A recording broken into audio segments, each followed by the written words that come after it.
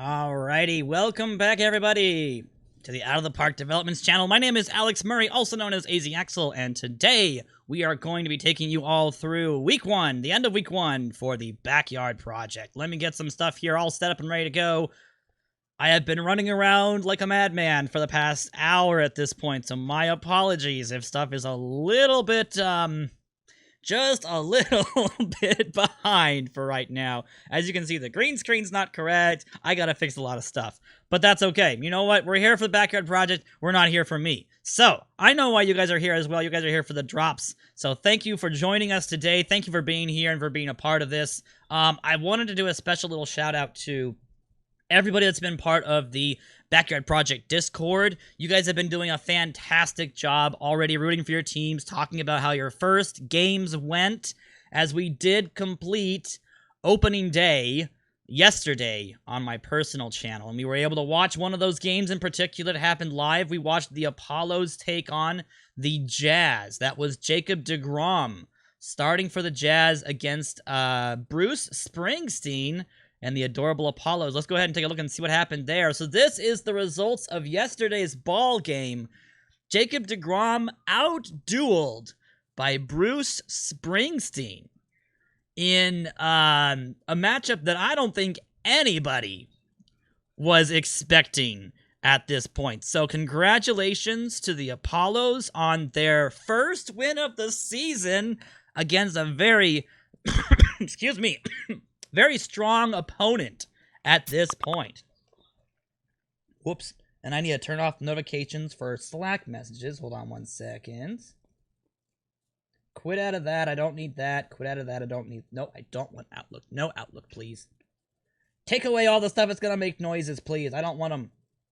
I don't need stuff interfering with my fun for the afternoon here. The only fun I get all day, and all these programs are like, okay, time to bug Alex now.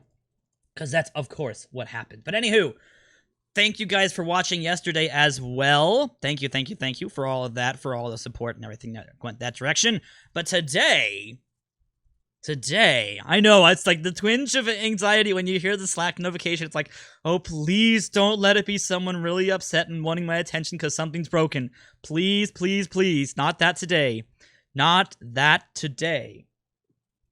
Also, is my microphone coming in really hot in one speaker and not in the other? Because my OBS is showing it as unbalanced, which is weird because I don't have it panned, but I know my cat steps all over my sound mixer now officially. I caught her.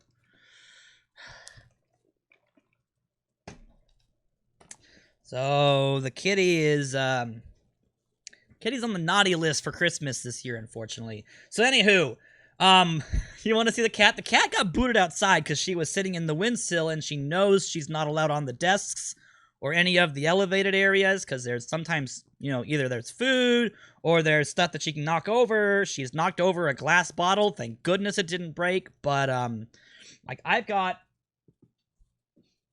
stuff that I don't want getting broken. This was purchased at SeaWorld when I was like 13. And I don't want that being broken. So the kitty cat's not allowed up on the on any of the desks at this point. So you guys are getting all the personal Alex stuff today. I don't know why. But anywho, I'll have to watch out for that. But hopefully it doesn't sound too bad for you guys at this point. And I'll try to see if I can figure out what's going wrong with the microphone, why it's having such a weird situation with OBS. But anywho, today our job today is going to be to live sim the second half of opening day week, which is basically game twos of all of our matchups. All of the second pitchers are going to go today. So we will see if there is more offense on board, because if you guys want to review game ones really quickly, we had a whole bunch of low-scoring games, a couple that went upwards into the 8 range, but we had a 2-1 victory for the Coyotes, a 5-0 victory for the Goats, a 4-3 win for the Ducks coming back in the 9th. The Giants beat the Nobles 3-0, the Armadillos beat the kind Koalas 8-5. And then for the Sunny Day League, the Pleasant Pioneers took down the Ninjas 4-0. The Admirals took down the Cacti 5-2. The Rebellious Reapers took down the Whistlers 6-3. 3-2 was the final between the Captains and the Kings. The Captains taking that one out after the Knockout Kings tried to come back in the 9th inning. And then the Apollos and Jazz, our matchup of the day that we watched, was a 2-1 victory for the Apollos. So there was no offense at all. There was no offense. And I was very upset. I was extremely upset. I'm just kidding. I loved it. But at the same time, I highly anticipate that today is going to be much better for offenses. So, today's ball games are going to be the Coyotes at the Frogs. Kota Ibushi versus Polly Rocket, also known as Polly Pocket Rocket at this point. The Gnarly Goats are going to be playing against the Graceful Giants. A big matchup there between Alex Vertigoat of the Goats versus Orlando Vegas of the Graceful Giants. The Cluckers and Armadillos will face off at the Astounding Armadillos' hometown. That's going to be Newhouse Radborn versus Chris Best. The Squirrels and Ducks are squaring off with Hugh Mann versus Johnny Silverhand. That's going to be a nice little matchup right about there as well. The Kind Koalas get to go on the road against the Nice Nobles. That'll be Nick Jai versus Used Chicken. I don't exactly know what Used Chicken looks like or what it is. Yes, we have Neo's Ark. It was supposed to be Noah's Ark from Season 2, but unfortunately I misspelled it, and chat caught it on the first day of the first stream, and I was never allowed to fix it. Used Chicken, it tastes like chicken. I mean, that makes sense. I guess that makes sense. For the Sunny Day Leagues, we're going to have a couple of games as well. The Clobbering Cacti versus the Rebellious Reapers. That'll be Spike Owen versus Walrus Jones. The Pleasant Pioneers and Adorable Apollos, both with their victories coming off of their first games. We'll have Johnny Omar versus Rex Fuller. The Witty Whistlers versus the Knockout Kings is going to be Chris Flexen versus Dink Dinkson. Interesting little matchup right about there. Both lost their first games, so we'll see. Excuse me. We will see which one wants to come away with the victory tonight. The Courageous Captains are going to be over at the Jolly Jazz. The Jolly Jazz look to have revenge against their first game loss against the Apollos, and they'll be sending to the mound Garrett Lambert against the Captains Albert Shendog. And last but not least, the Angry Admirals look to go 2-0 for the week, which would be a huge victory for them. After all of the analysts were saying that the Angry Admirals were a terrible, terrible team, like one of the worst, and they have a chance to be able to prove the doubters wrong today. Barry McDingleberry is going to be going up against Mange Copperhead. And that is our matchups for the afternoon. Now, unlike yesterday, where we quick played all of these games, except for the one we wanted to watch, we are not going to watch a game today, guys, because I want you guys to be able to ask about your players once the week is finished and we can review some stuff, all right? So, because we are only given an hour and 30 minutes, apologies, I need to cough. There it was. That was within my throat. Because we need to go quickly and we only have an hour and a half, what we're going to do is we are going to do a live simulation. We are going to be showing off all the different features that OOTP can do. And this will be a great way to be able to show off the live simulation ability, because we've done the quick play and we've done a game. So now we're going to do a live simulation. The way to do that is we're basically going to start a real-time simulation. That's basically it. So, the ball game's already starting off at the plate. Today is going to be the Coyotes and the Frogs and the Cacti and the Reapers. And we got to kind of get an idea of what the sim speed is going to be. I think 20. Let's see. 20 is going to be about a minute every second or two. Let's try 40 at this point. So it looks like the Cacti have a runner on second base already here in the first inning. We're going to go ahead and try 40. I think that's going to be a good... Oh, right off the bat, Maya Woodruff hits a solo homer for the Coyotes in the first. Off to a good commanding lead against the Frogs as a double by George Herman puts the Cacti up in the first inning here. So we're going to be able to watch all of this as it happens live, guys. We're not going to be able to watch it, but we can do it like this. Fitzwilliam Darcy hits a solo homer for the Reapers as they manage to tie the game back up here in the bottom of the first. They'll head into the second, tied, though, as they can't get anything else. So, a couple of solo homers and then the RBI double so far for this series. Got a couple more here. It looks like a triple. Joe Krepp has a triple, drives in McBeam and meets Followed up by a single for Finnegan, Begin scoring Crip, and the Cacti take their lead back here in the top of the second against the Reapers. So the offense already off to a very impressive start here in the day 2 ranges at this point. Looks like the Coyotes are definitely threatening. Mayhew steals second, advance on a balk. Rocket giving away third base on a balk, but gets the strikeout against Unknown. The strikeout against Woodruff. Can he get out of it? He does. Or she does, my apologies. Polly Rocket manages to strike out the side after putting Mayhew at third. An impressive performance right there for Pocket. Or Rocket. Polly Pocket Rocket. That's going to be hard to remember. But a strikeout of the side prevents the Coyotes from getting a run from third with nobody out. That's going to sting. Finnegan Begin steals second base and then moves to third on a ground out for the Cacti as they're threatening here in the top of the fourth. And Keisha Phillips grounds into a fielder's choice, ending the attempt. So we'll head into the 5th and 4th inning of both of these ball games with the scores still the same. 1-0 for the Coyotes as they're threatening here in the top of the 5th. And they get a 3-run home run from Fred Benson. Lem Mel follows it up with a solo shot. The Reapers get their own 2-run homer from Cedric Mullins. 5-0 Coyotes, and now 4-3 for the Cacti. So the suspense will build as we get closer and closer to the end of these ball games, and then right about the time they finish, the next games begin. So we're going to run through all of the games just like this. And hopefully it's not too boring for all you guys, but I find this very exciting to see all the different things. I'm hoping the Reapers come back, and I definitely want to see how Ibushi does on this shutout that Coda is working on here against the Frogs. Manages to only go 5 innings and is taken... No, wait, let's see. We have 6 innings, I believe, potentially here. Yeah, so they will be putting back in Coda for 6. Okay, good. That was the Frogs pitcher who was trying to go 6 innings. 2 men down, and he gets it! Kota Ibushi has gone through 6 with a shutout. Oh, man, it's going to come down to the wire in the Reapers Cacti game, though, as they have runners on first and second in the bottom of the 6th. They can't get anything. Beamer Bird grounds out. And the Cacti are not able, or are able to withstand the assault. Barry Dogberry doubles in Fred Benson in the top of the 7th for the Coyotes, and George Herman hits a solo home run for the Cacti to give them a 5-3 lead. So the Coyotes pretty much have this in the bag. It's just whether or not Ibushi can go more than 6 or 7 innings. Ibushi goes 7, 8 strikeouts, 3 hits, 1 walk. We'll see if that's it for Ibushi.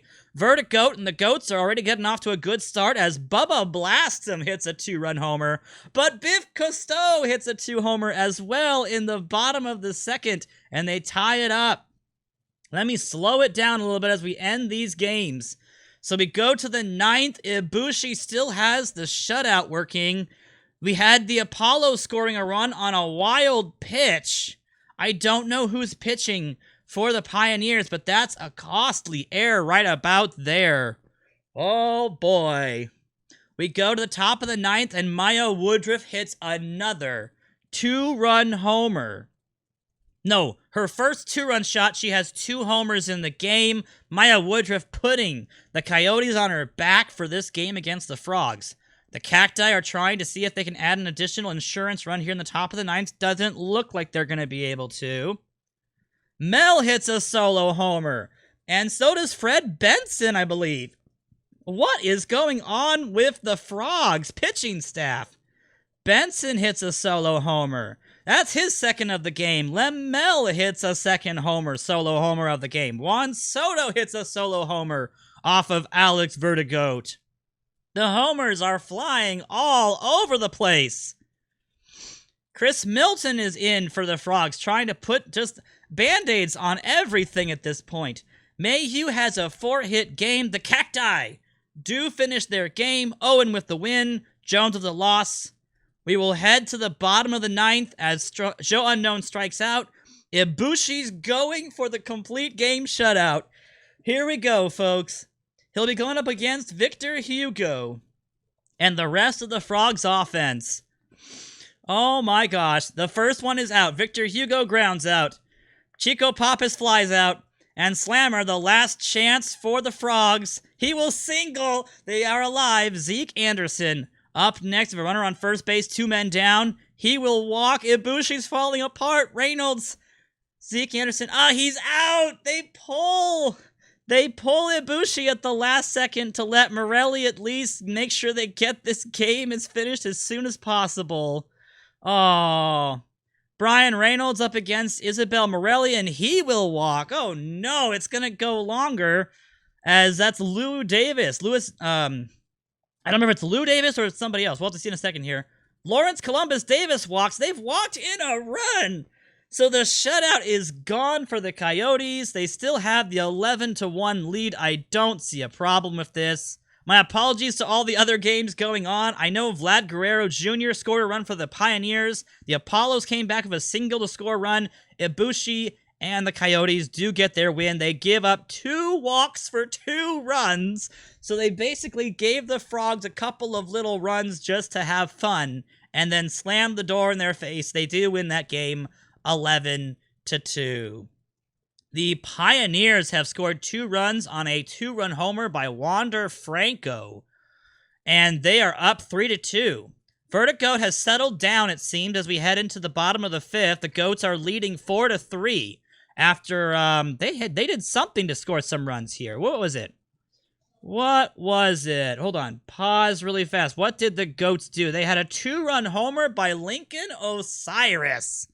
Nicely done. That gets them the lead once again in the Goats-Giants matchup at this point. We are going to be finishing up both of these ball games before we end up getting into our next one, so let's speed it up a little bit. Ooh, Vertigoat's in some trouble here. Pop out to Wolf. Can Alex get out of it? He can. Nicely done by Biff Cousteau. Gets the strikeout, retires the side, gets out of the jam. Chance for the Goats to be able to score some more runs, get some support for Vertigoat here at this point. Pioneers and the Apollos seem to be continuing the same way. Bubba Blastum hits a home run, followed up by Brad Yellowstone. So back-to-back solo shots for the Goats. It's now 6-3. And then Mariana Ralph hits a 3-run homer for the Apollos. A 3-run homer for her. Cyrus Bell hits a homer for the Captains, by the way, as the Jazz and Captains game has started already. 2-run homer for Cyrus Bell. Oh, man, we have our 7-game consecutive on-base streak.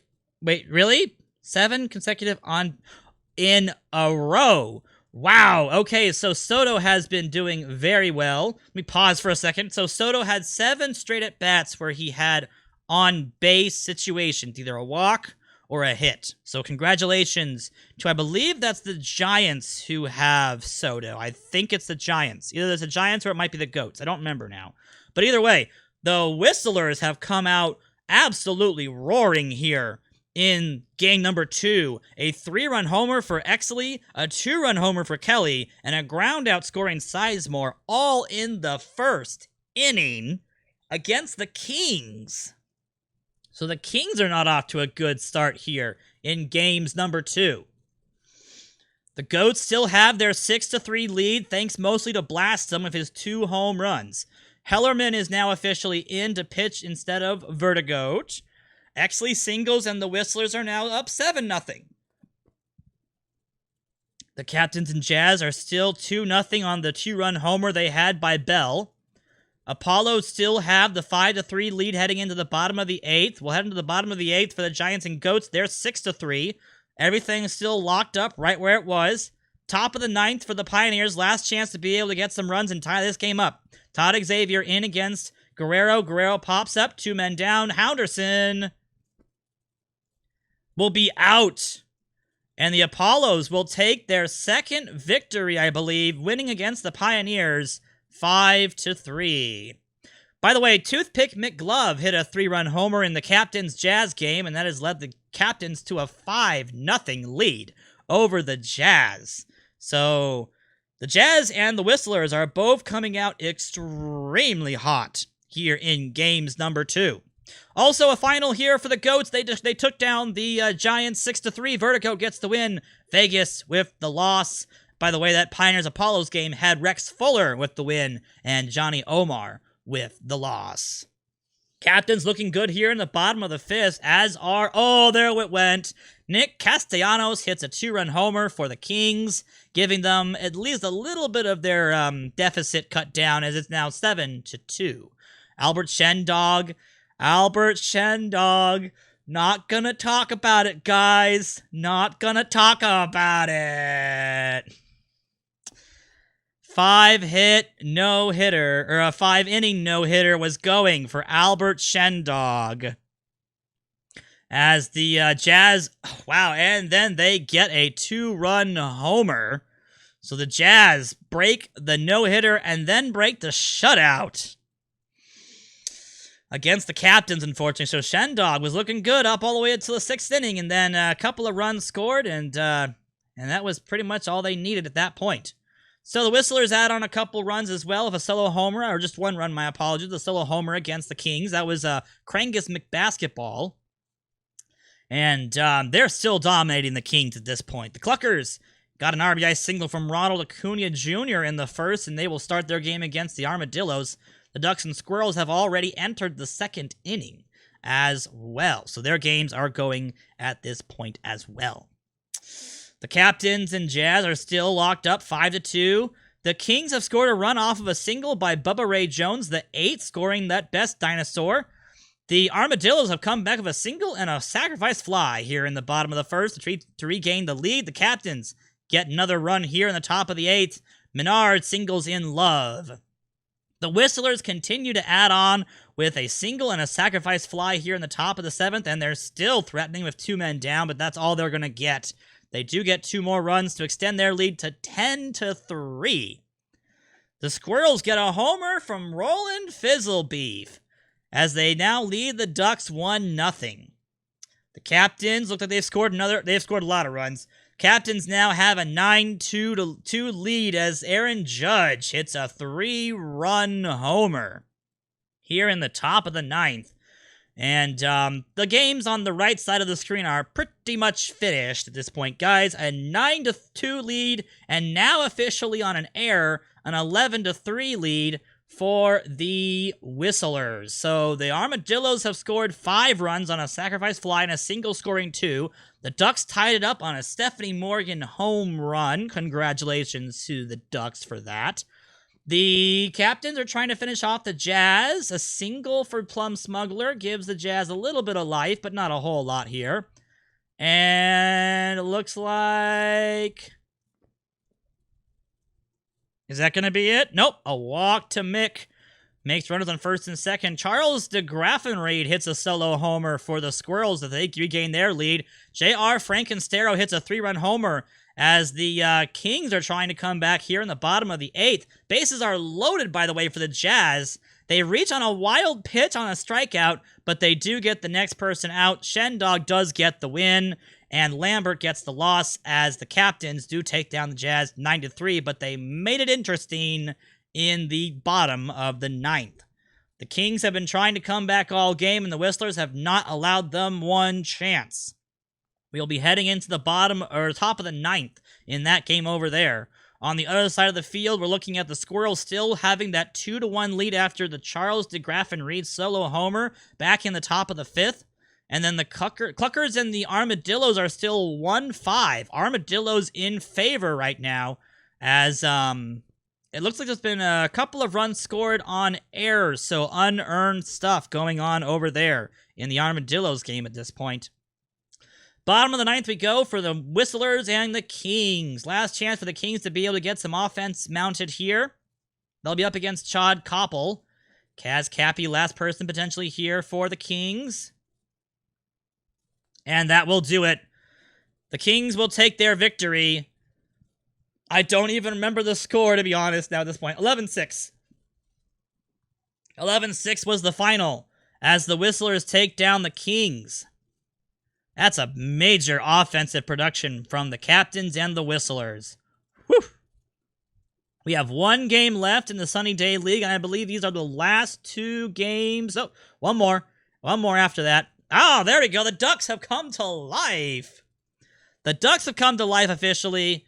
USS Yorktown has his single-scoring McDuck, Duck, Duck, McDuck, and then boom, boom, boom, McBroom hits a 2-run homer, his second home run of the season, and the Ducks take the lead 2-4 over the Squirrels in the bottom of the 6th. Quack, quack indeed. The booms and the quacks all over the Ducks Hadlock Field.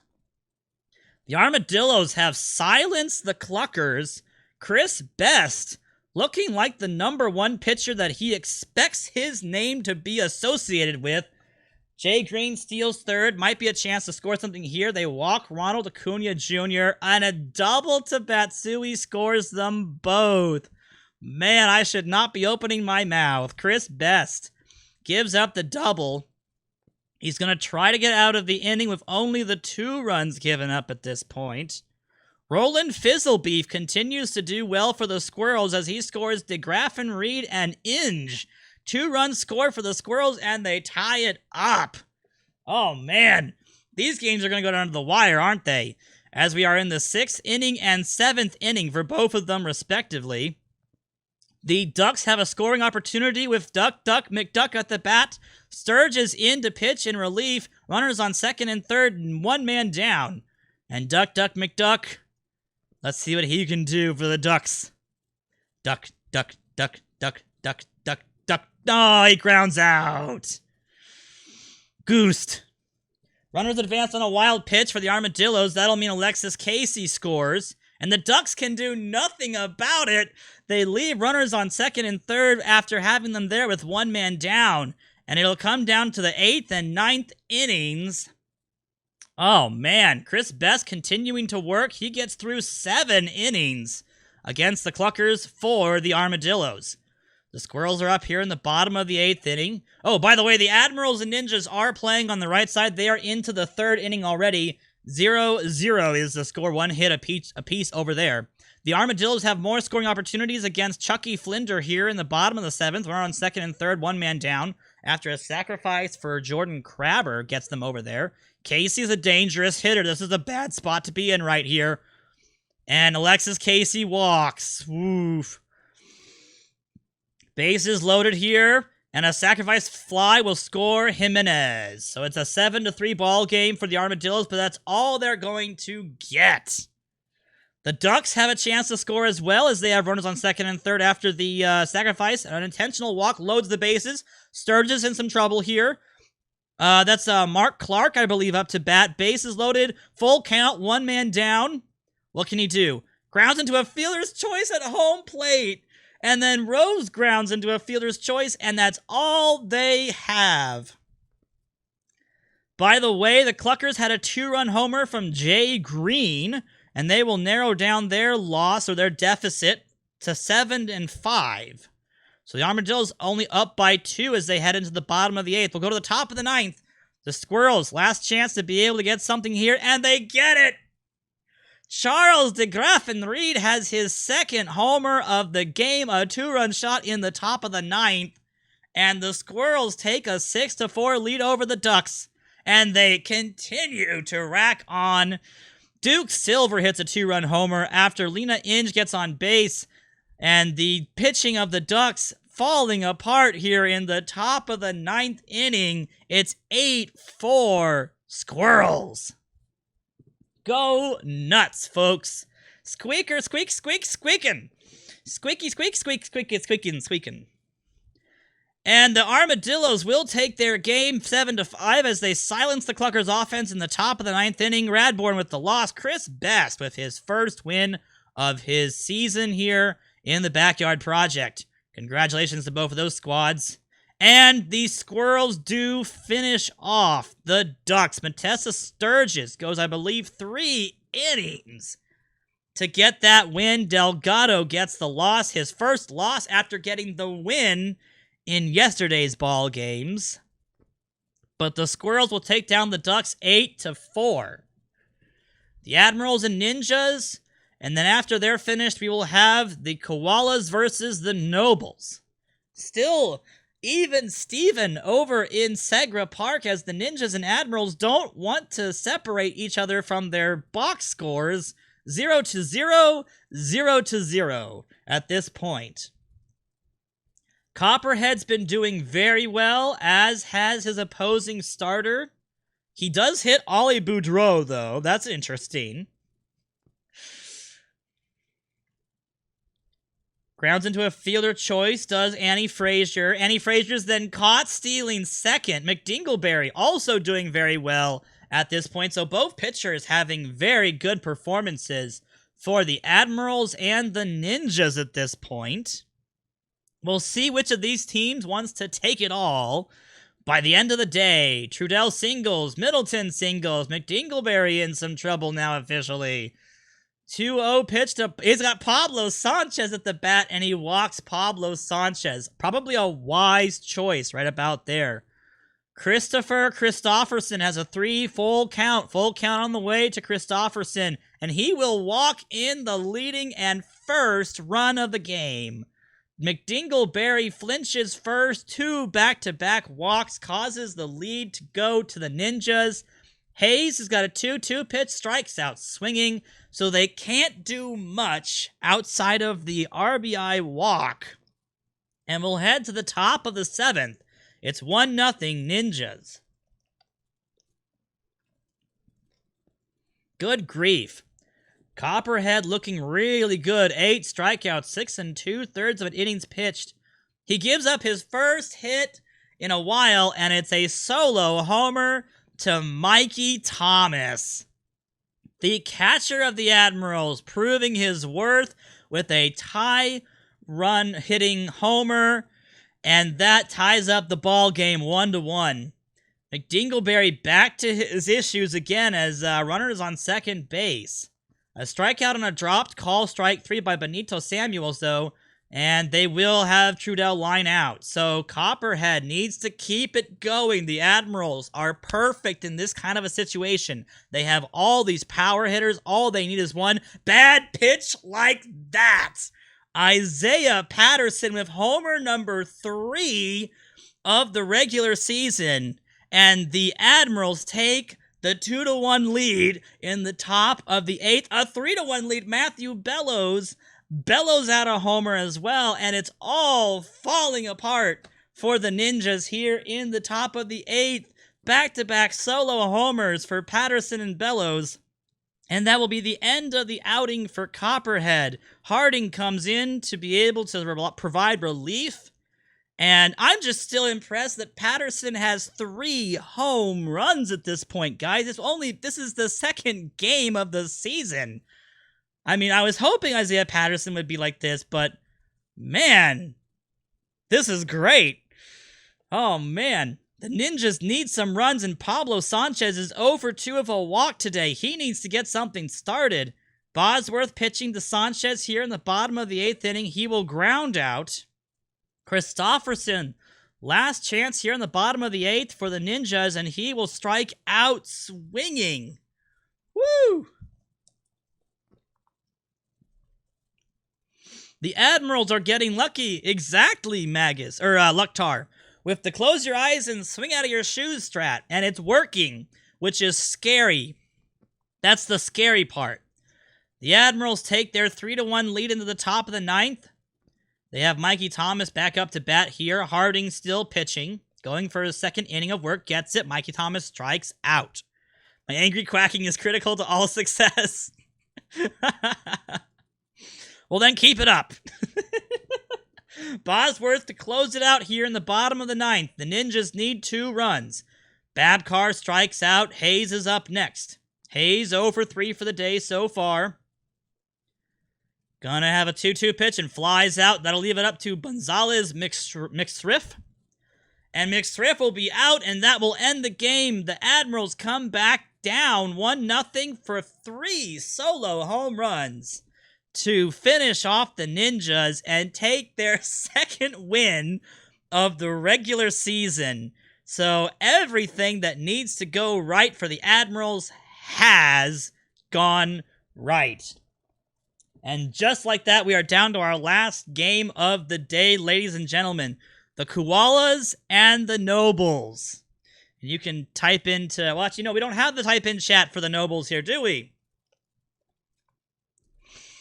We don't have the Nobles chat line at this point, but the Koalas already threatening here in the top of the first. Bases loaded as Tebow walks Spaghetti. Bases loaded against Used Chicken. Looking a little bit too used at this point. Bases loaded, full count, and he grounds out. Oh, the Koalas get a huge break right there as Used Chicken manages to get out of a bases loaded 2-out jam. We'll head to the bottom of the first. Candlestick will single. Nick Jai on the mound for the Koalas at this point. Bokai, the DH, is batting second for the Nobles today, and he'll fly out. Yes, booing the Nobles just makes them stronger, and everybody knows that. Harper strikes out, and they'll leave it up to Ahmed Khan here. Oh, and Candlestick is caught stealing second. Whoever the catcher is for the Koalas, be proud about that one. Oh, it's Perez. Yeah, that makes sense. You got Perez, not great on the whole runners, but Perez's arm manages to make that look good. We'll head to the top of the second. Used Chicken flies through the top of the second inning. 1, 2, 3. We'll head to the bottom of the second inning. Nick Jai up again on the mound for the Koalas. Gets Otterman to ground out. Or no, my apologies, they're just starting here. Khan hits a solo homer. There we go. See, guys, that's why you don't steal. That's why you don't steal. Khan would have had a 2-run homer in the bottom of the first. Instead, it's a solo shot. Yeah, oh, it's Perez. That was more of an, oh, it's Perez. That makes sense than an, oh, it's Perez. Aw. I was hoping it was a submitted player, though. That would be always cool to be like, yes, my player did his job. You know, that's what everyone wants to hear.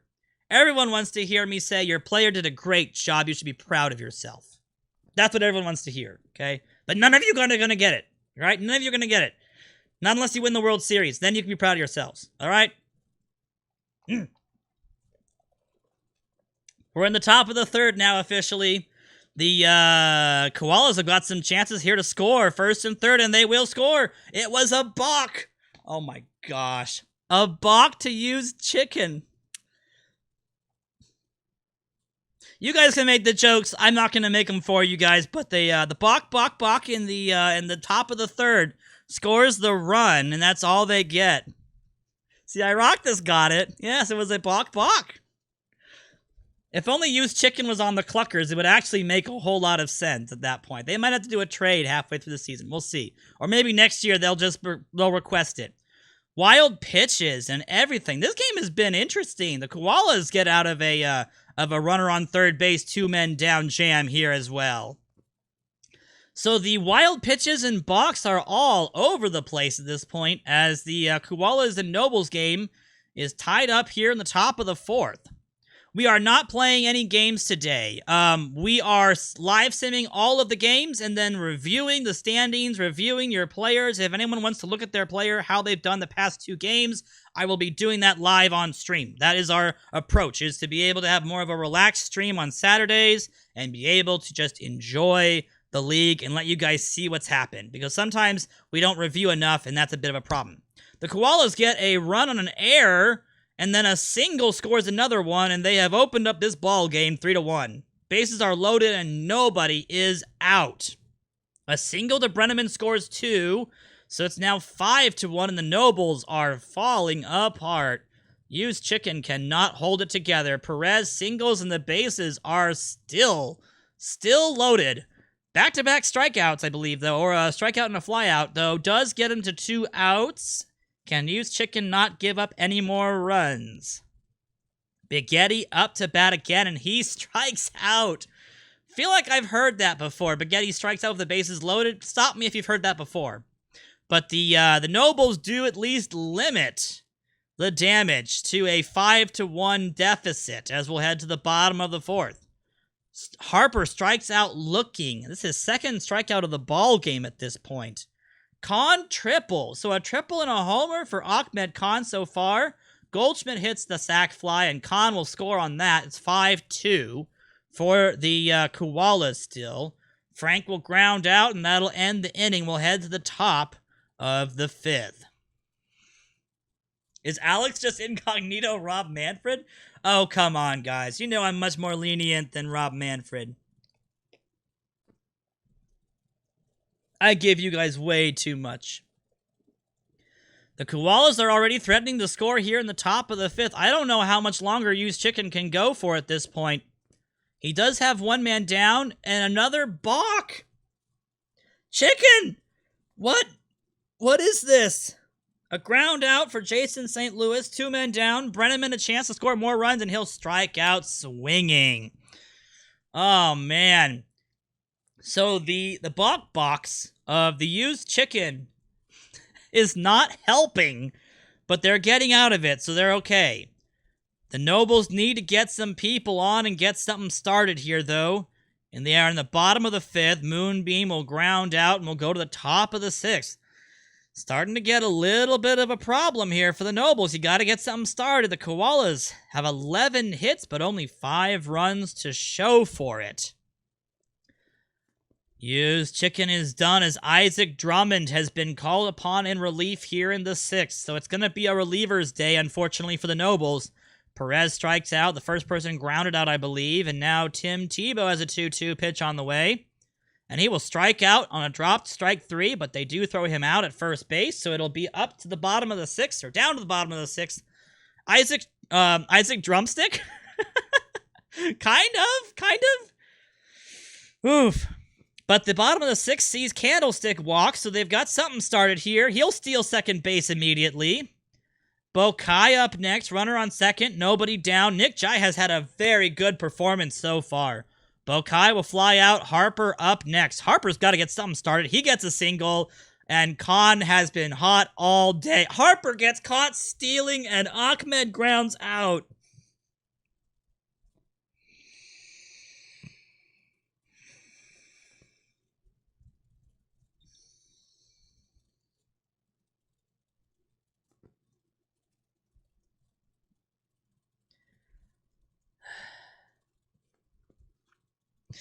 The Nobles shooting themselves in their own feet at this point, I guess, at this stage of the game. They will work really quickly through the 7th here, it looks like. Richard Blast does get a double here in the top of the 7th. 2 men down. Otterman up. 1-2 pitch on the way. Strikes out swinging. And Drummond has 2 scoreless innings of relief at this point. The Nobles, bottom of the 7th we go. Nick Jai still pitching. Goldschmidt up first here in the bottom of the 7th. He will line out for the first out of the inning. Frank is up next. Nick Jai having a very solid performance here for the Koalas. 2 runs given up, 6 hits, and no errors. Behind him on the defensive side, Bad Boy Bubby will walk. Nick Jai looking just to probably finish 7 here, I'd imagine. Bases are on first and second as Huey Lewis walks, and it'll bring it up to Moonbeam, and Moonbeam will double! A double and then a wild pitch, and Nick Jai has the tying run at third base. Candlestick is up to bat. Nick Jai in trouble now. He strikes out swinging, though, and it'll only be a 5-4 game. Moonbeam doubles in Bubby. Lewis couldn't score on the pitch, but then scored on the wild pitch right afterwards. So we will be having a closer ball game. 5-4. Here we are in the top of the 8th as Ryan Presley comes in to keep it close. A wild pitch from Presley, though, and a walk puts runners on first and second. Salvador Perez is up next. He strikes out swinging, and Tim Tebow, good power slugger right about here, can also take a lot of walks. Also strikes out a lot, and that's the result we get. The strikeout for Tim Tebow will keep the game 5-4 as we head to the bottom of the 8th. The Koalas looking to keep this game close. Nick Jai has been replaced by Ernie Steele, the closer. And a triple to Bokai immediately puts the Nobles in the driver's seat here in the bottom of the 8th. 1 man down as Harper strikes out swinging again. But Khan gets his single, is caught stealing, and Goldschmidt flies out. So the Nobles are still not playing sharp baseball, but they do get the single to tie the game up. Top of the 9th we go. Presley still on the mound, walks Spaghetti. Not a good start for the Nobles here in the top of the 9th. Right up next, full count, walks right. Oh boy. Richard Blast up next, 2 for 4 for the day of an RBI already, but he strikes out swinging. Presley has one man down here in the top of the ninth inning. A single, though, gives them the lead. Otterman strikes out, and it's down to St. Louis. 3 for 5 for the day of an RBI, so all these guys doing really well. And a wild pitch moves them to second and third, but St. Louis flies out. St. Louis flies out. It'll come down to the bottom of the ninth and potentially extras. Steele trying to get through the bottom of the ninth. Gets Frank the strikeout looking. Bad boy Bubby up next. He strikes out swinging. Huey Lewis, the catcher for the Nobles, 1 for 2 for the day, and he flies out. We will have extra innings in Jackie Robinson Field as Presley is going to get replaced by Mahoney. I was about to say, you can't have Presley go 3. Brenneman walks. Mahoney, not a good start. Tsunami up next. Has got a 3-0 pitch, 3-1 pitch. And singles, moving the runner over to third base. Runner on first and third. No men down. Perez strikes out again. Tsunami will steal second. Tebow up to bat. 2-2 pitch. Full count pitch. Strikes out swinging. It leaves it up to Biggetti. 3-0 pitch to Biggetti, and Biggetti will walk. That seems like Biggetti walks a lot. Wright has a chance. Base is loaded. 2 men down. Top of the 10th. Lines out, and we will go to the bottom of the 10th. Hold on. I actually want to watch this. We have time. Let's watch it. We have time. Let's go watch it, guys. We will head to the bottom of the 10th. Oh, this camera angle is terrible. Hold on. There you go. That's better. I didn't get this stadium optimized for watching, but we're going to watch this one, guys. Bottom of the 10th we go. First batter for the Nobles. Lines it over to first base for an out, and St. Louis will grab that one. Moonbeam is retired. The Nobles send up Jack Candlestick up next. I don't know why their helmets are red. I'll have to look at that later. But Ernie Steele still in for his 3rd inning at this point. Jack Candlestick in the top of the order for the Nobles. Up next. 2-1 pitch is blooped up into right center field. Second baseman ranges over, makes the grab. Biggetti makes it look easy. That'll leave it up to Harmon Bokai. I should make the people smaller on the field, shouldn't I? They're really tiny. Strikes out swinging on a fastball, and Steele gets to go 3 innings. The Koalas are going to love that. Good performance from Steele so far to keep this game at 5-5 each. The Nobles have done everything they needed but get the winning run. Richard Blast, Otterman, and then the top of the order for the Koalas as Jerry Mahoney tries to go a 2nd inning here. Most of these teams are not designed to go more than 10 guys. They do not have the relief staffs to go more than 9 or 10 innings. And Johnny will get a single to lead it off. That brings it over to Betty Otterman. 1 for 4 for the day. Bunts to sacrifice the runner over. They grab the ball, throw it over to first. So they'll take the ground out where the bunt sacrificed, my apologies. Putting Richard Blast over at second. Johnny St. Louis, 3 for 6 for the evening so far. I'm imagining you've got to walk him, but I don't really want to throw against Brenneman either. But you do have the lefty coming up. Let's see what they decide to do. Nope. 2-1 pitch. Grounded over to the shortstop. They looked the runner back. Literally looked the runner in their face. Back to second. And they get St. Louis out. Tom Brenneman, the left-handed hitting outfielder for the Koalas, steps in. 2 men down. Runner on second base. Richard Blast still on the mound. I mean, I think this is the last reliever they've got, but he strikes him out. Brenneman swings on the fastball down around his ankles. And it will go to the bottom of the 11th. Bottom of the 11th we go. They are still throwing Steele. Harper up first. In the bottom of the 11th, a full count on the way. Loops it over to first, but the first baseman there to make the grab. St. Louis making good defensive plays over at first. That'll leave it up to Ahmed Khan. Already a 2-run homer for the day, I believe. Although that might have been a solo homer. Yeah, solo homer back in the 4th. No, 2nd. Back in the 2nd, I believe. Ahmed Khan's got a 2-2 pitch on the way from Steele. Steele winds and fires. Ahmed heads it high. It's far. It's going to be caught by Brenneman. A great play by Tom Brenneman in left. It didn't go over his head and it didn't get out. It'll be 2 men down here in the bottom of the 11th for Paul Goldschmidt. Ernie Steele is officially tiring as Paul Goldschmidt steps into the batter's box. The high control pitcher looks in at the defensive prowess and power hitting first baseman. He's going to have a full count on the way. And he walks Paul Goldschmidt. Paul Goldschmidt will take first base, and Paco Mann. So they did have one other relief pitcher left. I don't think the Nobles have anybody left, though. Let me see. I don't think the Nobles... Yeah, they have no relievers left, and the Koalas still have one. Supposedly. Yes, they still have Coleman. They've used Nick Jai and Ernie Steele for 11 innings almost. But Paco Mann has to come in to get Greasy Frank out with Paul Goldschmidt on first base. 2 men down here in the bottom of the 11th. The Nobles would love to walk it off right here. 1-1 pitch.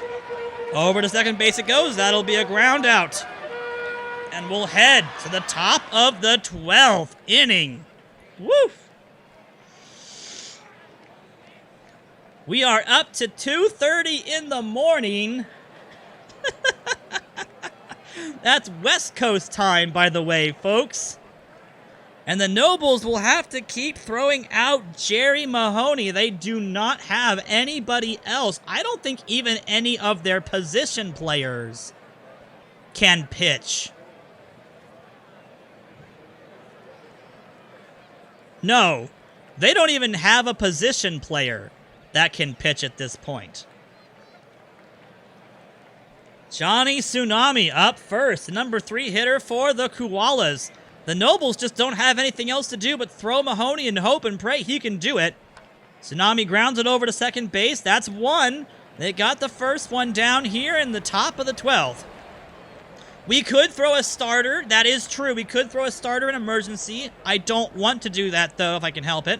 Salvador Perez up next. Maybe we'll make that decision if there's 13 innings. If there's 13 innings, I will make a call about that because they have to do something. Salvador Perez, 116 power against left-handed pitchers. Up here in the top of the 12th. This would be the moment for the Koalas. 3-0 pitch on the way from Mahoney. He will walk him. Probably a wise decision to let Perez take first. Don't want to have anything to do with Perez. Tim Tebow up next. Runner on first base, 1 man down. A full count from Mahoney. High and deep to left center field, and it's gone! Tim Tebow with the late game comeback magic has given the Koalas the 7-5 lead here in the top of the 12th. Because of course it has to be Tebow. Jerry Mahoney now just needs to get these people out. The lead is already gone. The tie is over. Just get through it, please. Biggetti is up next. That's going to be a ball. That's going to be a walk to Biggetti. Biggetti walks a ton. Wright is up next. He pops it out towards right, but it's pretty high and pretty deep, but it'll stay in the ballpark, and that'll be the second out of the inning. Harper makes the grab near the warning track at this point. Richard Blast is up next. At this point, Mahoney has gone all 9 batters here in the top of the 12th. He will get Richard Blast to ground out, and that'll retire the inning, I believe, officially. Or no, Richard Blast was the 11th inning, so technically we were 3 batters off from that, I believe. But we will head to the bottom of the 12th. Paco Mann has a chance to get the win here. 7-5 lead for the Koalas. Let's see if they can hold on to it, folks. If anybody gets on, they'll get back around to the top of the order, but these last 3 batters, not the best in the world. Bad boy Bubby up first. Good contact, though. Let's see what he can do. Full count pitch on the way from Paco Mann. Rounded over to first base. That's being picked up by the first baseman. St. Louis has made tons of plays over at first base, and that's the first out of the inning. Huey Lewis is up next. Paco Mann wants to get through this as quick as possible. 3-1 pitch on the way. Rounded over to third base. It'll get by the third baseman. It's going to be into the gap, into the corner. That'll be a stand-up double for the hitter, and that will put a runner on second base as Lewis manages to cruise into second base on the stand-up 1-out double. Chance for Star Moonbeam. She's already had an RBI double back in the 8th, I believe. Or that was a 7th, I believe, at this point. Huey Lewis up at second base. Pitcher is still Paco Man. 17 pitches so far. Star Moonbeam. First pitch looking at this point. Grounds it over to the shortstop. They're going to have to beat the throw over there to first base. They do get her, though. Had to hustle to throw over it, but Richard Blatch, that 76 defense, is able to make the play. And Moonbeam is retired, leaving it down to Jack Candlestick. 1 for 4 for the evening so far. Paco Man looking to close out this game. Get the win and head everybody home at 3 o'clock at night. Or in the morning, technically, I guess, at this point. The 2-0 pitch on the way from Man. Grounded over to second baseman. Over to first they go. And that finishes the ball game. The Koalas will take down the Nobles 7-5. Will the BYP be fined for this? No, but it does absolutely hurt our pockets because we have to be paying the electrical bill for those extra innings. And a very, very long game here as the Koalas have to go 12 innings to take down the Nobles. So a huge set of games across the board for the Backyard Project here in day number 2. And your standings look like this. We have 6 teams. 6 teams with undefeated records. The Coyotes, the Goats, the Armadillos, the Captains, the Admirals, and the Apollos. All 2-0. If you guys have players that you would like, as I slide myself over to the middle really fast here, if you have any players that you would like to see and inspect, run differentials look like this. -14 for the Frogs, +10 for the Coyotes are your leaders. The Giants have 0. Pseudonym is the first person we're looking at this point. Pseudonym looks like this so far. Did not play in game number 2 for the Giants. I believe they had, who'd they have? They have one of the dual-way players. So, unfortunately, Sim will only play in game number 1s, I believe. So, game number 2 does not see Nim play, but he was 3 for 4 in game number 1 with a caught stealing situation. So, maybe they'll throw more of Pseudonym down the road. Bryce Harper so far is 1 for 8 with a caught stealing situation and 3 strikeouts. Not a good start for the Nobles and for Bryce Harper. Bowden's been busy. I've noticed him a lot all over the place. 4 hits and 8 at-bats, 1 stolen base to boot, an RBI. And he's been very good over at the corner for the Apollos with the defense. So, good so far for Bowden. How are team strategies determined? Team strategies are defaults. I did go through and do player strategies for players who are fast and who have good bunting to increase their steal attempts and their bunts. Bunting for hit, not sack bunting. Bunting for hit. So those players will attempt to do those more often, as we saw in game number 1 of our game of the day, when we saw Brian Buxton bunt for a hit in the first inning. That's a prime example of somebody who was set to bunt for a hit and then steal all the bases in the world. All right, outside of Bowden, we had Fizzlebeef. Oh, and Dean Danger. I didn't forget that one. 2 for 6 so far for Fizzlebeef. 333 batting average. The 1 home run, though. Very, very nicely done so far. And Fizzlebeef's had some pretty good defense at third from what I remember as well. Danger with the Apollos. Dean Danger is so far 3 for 8 with a double and a triple and a single. So almost got the cycle of stats already for Dean Danger at this point. 375 batting average along the way. Looking very, very nice for him. Styles and Doctoro. Styles is batting 1 for 9, unfortunately, with a strikeout. That strikeout, though, is pretty good. Only 1 strikeout for the first 2 games. That's manageable. That means you're only about to have 9 over the course of the regular season, and that's pretty good. So you're putting the ball in play. It's just not finding any gaps. Doctoro. for the Witty Whistlers is batting 1 for 8, unfortunately. He did score on that play, and he drove somebody in, and that was in the 11-6 win for the Whistlers over the Kings, I believe. So a good performance, enough from second game at least, to put me in good understanding for what Doctorow can probably do the rest of the season at this point. A Rose. Now, I know a Rose has not been doing as good. Yeah, a walk has been good, but the offense is never going to be something that Rose is going to be good at. What Rose is going to do a good job at is making no errors on lots of plays and having good zone rating and only making all of the plays that are expected of Rose. So that's to be expected of Rose. You're going to be a defensive first candidate, and that's just how it's going to be. Charles de Granfried had a very good outing today for the Super Squirrels as he had 2 home runs and 3 RBIs, was player of the day for the Super Squirrels. Chucked the ball all over the field, a 2-for-3 performance, making up for his goose egg in the first game against the Coyotes where they lost 1-2. Robert Ashburn, my apologies, Ashburn, did not pitch in the game against, oh gosh, I don't remember who the Ninjas played against, but he didn't pitch in game number 2. Pitched in game number 1, got the inning in 2/3, 2 hits, no strikeouts, 3 ground ball outs, though, and 2 fly ball outs. So, still waiting to see him get his second appearance of the regular season. Which team has the most sacrifice bunts? Ooh, that's a good question.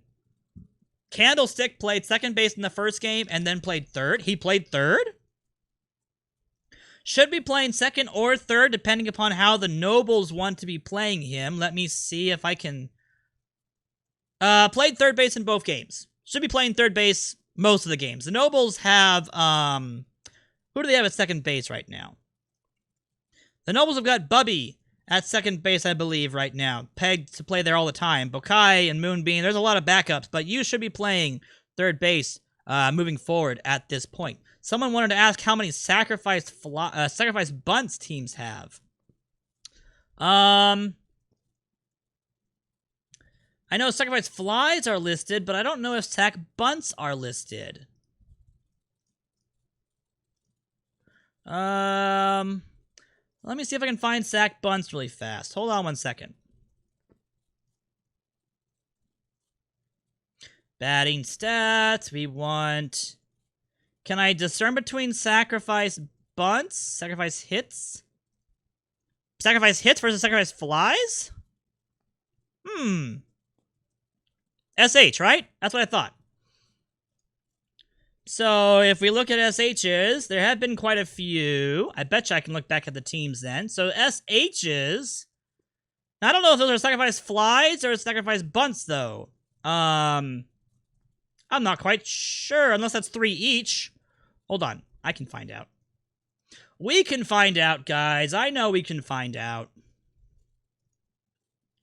So, Badu, Crabber, and Wells have had sacrifice hits. So, I'm assuming that's sacrifice bunts. Let me see if I can find out which one that was. Was it this game? So that was a sac bunt. Okay, yeah. So SHs are sac hits or sac bunts, and they had 3 in one game. So this game right here, this is game number 2. The Armadillos ended up having 3 sac bunts for Badu, Crabber, and Wells to put people in runners in scoring positions. So the sac bunts, if you like them or not, are being used, and the teams that are using them outside of the dominating Ducks, I believe, because they're 1-1, they seem to be working pretty gosh darn well. Sacrifice flies are going pretty good for the Astounding Armadillos as well. They're just squeaking out runs at this point, guys. That's just what happens. So they're doing pretty good overall. Strikeouts are up there in the league at this point. The lowest is 11, I believe, by the Pleasant Pioneers, and then 12 by the Astounding Armadillos. Who else wanted to have stuff looked up? Batter strikeout leaders?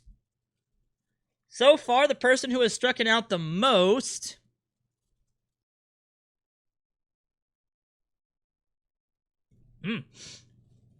apologies. Is going to be Tim Tebow. 7 strikeouts for Tim Tebow at this point. That is 2 more than the next highest player on that list at 5. So a whole lot of stuff. And let's go ahead and take a look at Tim Tebow really fast. He had the 2-run homer in game number 2 for the kind Koalas to help them get that win. So they'll take that for the winning percentage that Tebow will be bringing. But all or nothing for Team Tebow so far. Lots of strikeouts, 1 walk, and only 1 hit, which was the 2-run homer in the 12th. Juan Soto seems to be doing pretty well. 4 hits, 3 walks, batting .571, 700, 1,000. 0.4 WAR so far, as the Giants have been enjoying his production value so far this regular season, even though they lost to the Goats 6-3. Not a bad day for him so far. Rocco. Someone wanted to see Rocco. One of those bunters should be Rocco. I do not believe Rocco has been anything but in 1 game, and that might have been either a defensive substitution situation for Rocco. He is going to be a defensive speed demon first, so they may be having him come in as a pinch runner occasionally as well. He came in as a defensive sub late in the game, and we'll see how they use him more often down the road, but the Rebellious Reapers do have him set up to be their pinch hitter, pinch runner. So Rocco comes in if the corner outfields are tired, as well as center field, but that's Mullins being the backup for center, and he's the left. So most likely than not, Labastra will come in as a backup to the outfield occasionally, off and on, as well as pinch running, which I think would be the better option for Labastra at this point. People wanted to see Pablo Sanchez. Pablo Sanchez is currently batting .143 after a really rough performance against the Admirals and their loss 1-3. Pablo's going to have to pick it back up because that is unacceptable for the Nimble Ninjas and the number 2 overall pick not being able to get started, as the Ninjas are 0-2 to start the season. Yeah, I expect that Pablo will pick it up just fine. Roman Aday from the Gnarly Goats is batting .167. It's a 1 for 8, or 1 for 6 technically, 2 walks, and a stolen base and a caught stealing situation for Roman Aday, so not too bad about there. The defense has also been pretty good from Roman Aday. 54 at third base is quite nice, compared to some people. We wanted to see Moneyball Moreno. 0 for 8 so far, 4 strikeouts, so not so much on the offense, but the Rebellious Reapers have definitely been enjoying his catching ability so far, as they have been limiting runs pretty nicely. They've only had 8 runs given up, and they have scored 9 runs, so you have the positive 1 run differential, so that's still good. Your team is still a good team. They just got to get stuff turned around. No errors so far. 1 double play turned by Moreno, 4 assists, and he's caught 2 people. 2 people who have been thrown out, I believe. Now, unfortunately, they have had quite a few stolen bases so far, but then again, you were up against the, if I can go back to your character, you were up against the Whistlers. I can go back to that game. And that was McBasketball. Was it McBasketball and Exley? Yeah. Not exactly speed demons, but we'll see. But oh, that's right. Your arm's not that good. That's right. That's right. Your arm's not that good. So that's why you're not getting the caught stealing as high as I'd like to see it. But the catcher ability, definitely going to be a good job to be able to see how that goes. Littles and Pete Wheeler. Little so far is having 2 performances, 1 save. Had the save in the last game against the Reapers in their 5-3 victory. Both times, 1 1/3 innings pitched, 2 hits on both accounts. 1 and 2 strikeouts on both of those, and then 3 and 1 on the ground ball. So far, Littles looking like an excellent player so far for the Clobbering Cacti. They are unfortunately 1-1 for the regular season, so we'll see how that goes down the road. Hugh Mann, who was the starter in game number 2 for the Squirrels at this point, has a 6.0 ERA, but didn't get the win. That's right, they came back late in this game at this point And the unfortunateness is that the Squirrels do not hand Huge Man the win in the game number 2. But 6 innings, 4 runs given up. That's borderline quality start. I would totally take that any day. And that's mostly the 2 home runs given up against the Ducks. That's what's basically going to kill you at this point is those homers. 3 strikeouts could use an improvement. We'll see if he can get more strikeouts down the road. Base Von Ball's catching stats.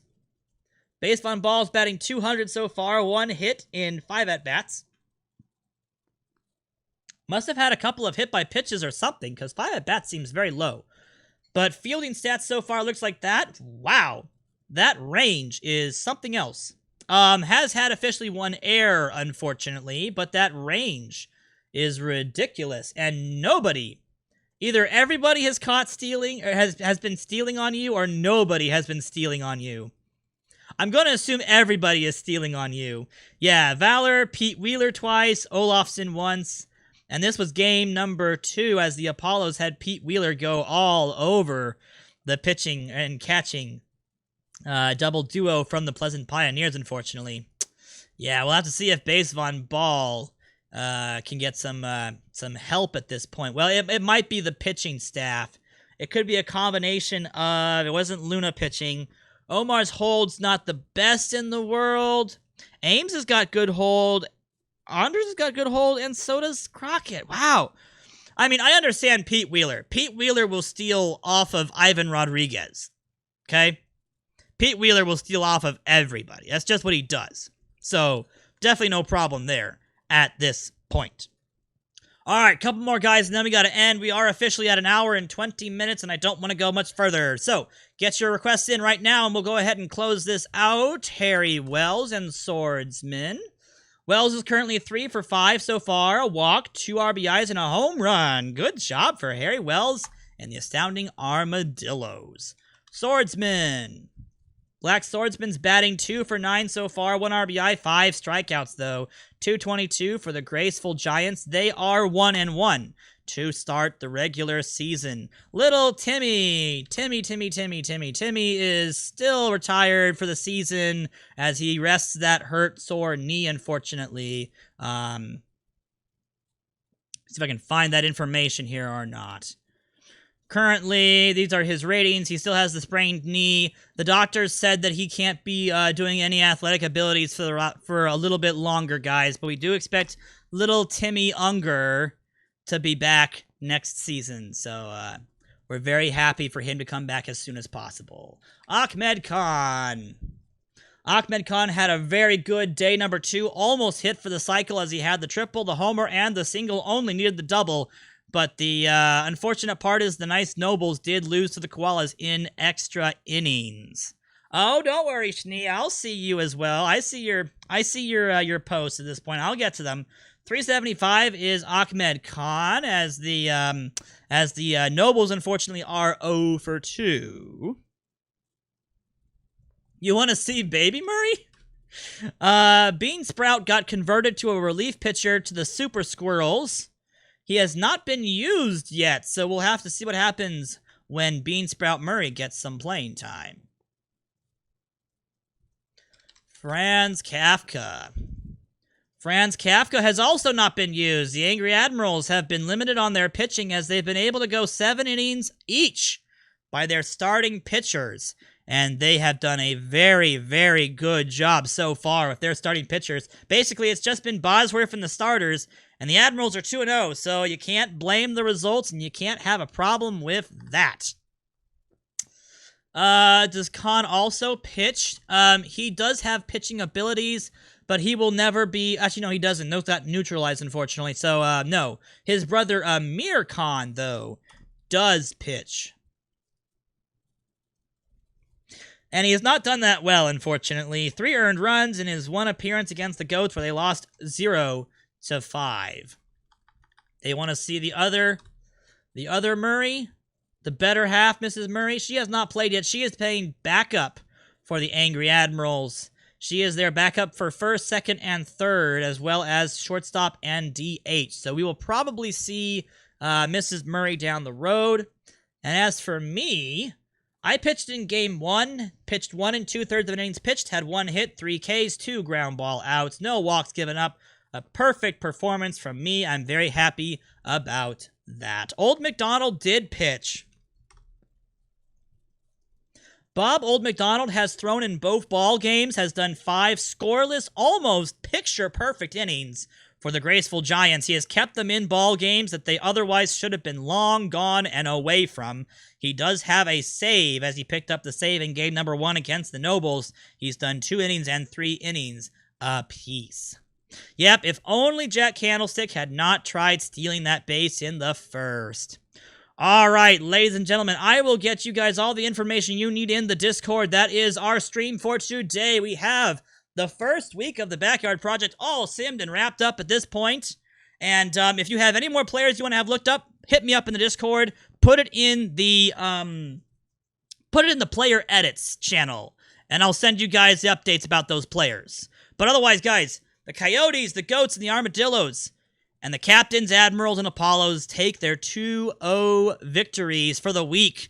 They upset a lot of analytics, especially those Admirals over there. We'll see what happens when the analysts and all the people in our Discord get a look at these standings, what they think about all this. But otherwise, guys, that is it for the stream. Let me see if I can get back to, here we go. First of all, here, thank you so much for watching. Tune in on Friday, and we will have on my personal channel the next week of games starting with day number 1, and then we'll rinse and repeat what we did just right here next Saturday for week number 2. Thank you so much for watching, everybody. Have a great rest of your weekend, and I will talk to you all very, very soon. Bye-bye.